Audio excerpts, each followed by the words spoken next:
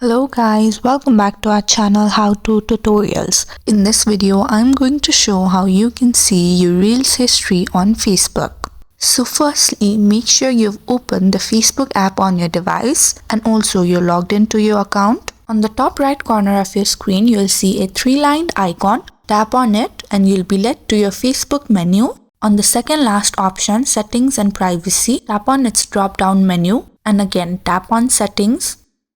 Similarly, if you scroll downwards under the Your Activity section, you'll find Activity Log. Tap on it. Then you'll be led to your Activity Log page where you'll have to tap on the Activity History, and here you can see your Facebook activities. In order to filter out the activities of Reels, tap on the Filters option. A pop-up will appear on the bottom and tap on the Categories option. Here, tap on the drop-down menu of Your Activity across Facebook. Then tap on the drop-down menu of Reels, and if you tap on the All option, you'll see all your activities of the Reels. Here, since I have not interacted with any Reels, it displays as no items. Here, Reels doesn't have a specific option to see its history only, but you can always check the Reels that you have interacted with. So, if you found the video to be helpful, don't forget to like, share and subscribe to our channel.